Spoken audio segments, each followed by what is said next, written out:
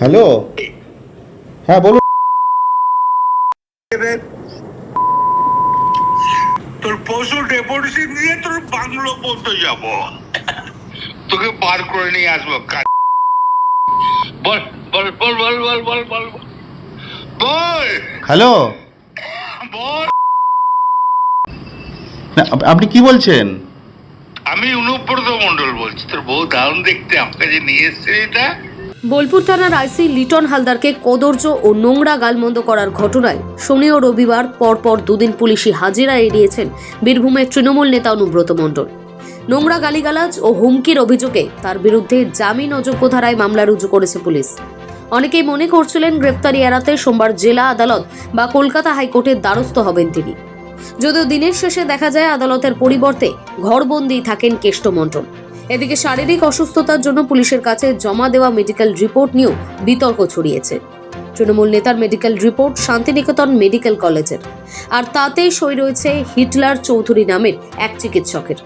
এই নাম নিয়েই বিতর্ক, কারণ রামপুরহাট 1 নম্বর ব্লকের স্বাস্থ্য আধিকারিকের নামও হিটলার চৌধুরী। এই পরিপ্রেক্ষিতেই দুটি প্রশ্ন উঠছে। 1, 2 হিটলার চৌধুরী কি একই ব্যক্তি?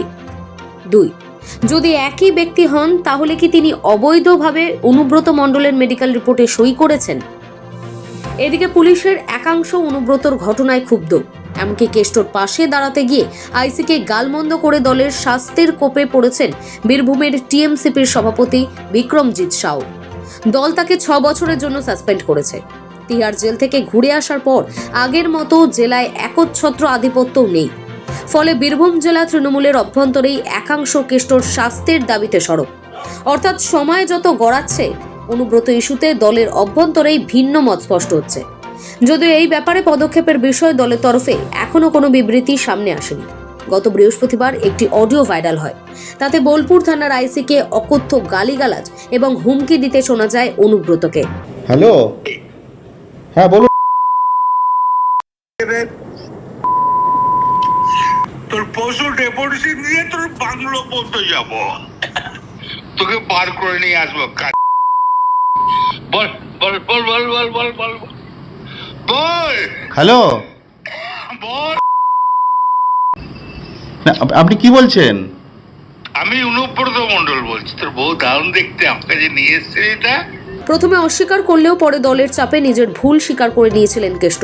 পুলিশকে আমি ভালোবাসি প্রথম থেকে। পুলিশ বিপদে পড়লে পুলিশের পাশে আমি দাঁড়াই। পুলিশকে গাল দেওয়ার কথা আমি কোনদিন ভাবতেই পারি না। পুলিশকে গাল কেউ যদি দেয় আমি তাকে অপমান করি। পুলিশের পাশে সবসময় লোক দিয়ে যেমন করে হোক আমি দাঁড়াই, কোনো ঝগড়াঝাটি করতে দিই না। আমি খুব দুঃখিত, কারণ আমি ওষুধ ফষুধ রাখতে খাই তো অনেক ঘুমের, আর আমি এখন 10টার সময় ঘুমিয়ে যাই এবং ঘুমের ট্যাবলেটও খাই। নিজের রাত সামালতে পারিনি, এটা স্বাভাবিক আমি বলেছি। এর জন্য আমি দুঃখিত, আমি ক্ষমা প্রার্থী। যদিও জেলায় অনুব্রতর ছায়াসঙ্গী হিসেবে পরিচিত দেবব্রত সরকার সাংবাদিকদের প্রশ্নের মুখে নতুন তথ্য খাড়া করেছিলেন। বলেছিলেন এআই অডিও বানিয়ে ফাঁসানো হয়েছে অনুব্রতকে। মানে এই যে ফোন কল অনুব্রত মণ্ডল করে, তো অনুব্রত এআই এর মাধ্যমে করা হয়েছে, মিথ্যা ফল। পার্টি যা নির্দেশ দেবে অনুব্রত মণ্ডল তাই করবে। পার্টিকে জানিয়েছেন যে এআই এর মাধ্যমে করা হয়েছিল, দল যা করার করবে। সোমবার একই দাবি করেছেন অনুব্রতর আইনজীবীও। ক্ষমা চাইলেও অনুব্রত এই প্রশ্নও তুলেছেন, কথোপকথনের অডিও বিজেপির কাছে কিভাবে গেল। এদিকে স্রেফ ক্ষমা চেয়েই মাফ? প্রশ্ন তুলে অনুব্রতর গ্রেফতারের দাবিতে আগামী 9 জুন বোলপুরের মিছিলে ডাক দিয়েছে রাজ্যের বিরোধী দলনেতা শুভেন্দু অধিকারী। ঝাড়ের বাঁশ কি আলাদা হবে নাকি? সব বাঁশ একই রকম হবে? এটা হচ্ছে মমতার ঝাড়। মমতা ব্যানার্জি ডেপুটি স্পিকার বীরভূমের কোর কমিটির চেয়ারম্যান আশিস ব্যানার্জিকে ফোন করে না, আশিস ব্যানার্জির সামনে কেষ্টকে ফোন করে। মমতা ব্যানার্জির স্ট্যাম্প ওর পিছনে আছে। অতএব ও যা করছে এটা কমপ্লিটলি মমতা ব্যানার্জির গাইডেন্সে করছে। এআই আর আইওআই এসব বলে কিছু হবে না, ম্যাটার ক্লোজ। আমরা 9 তারিখে বোলপুর শহর অচল করব, আমি থাকবো।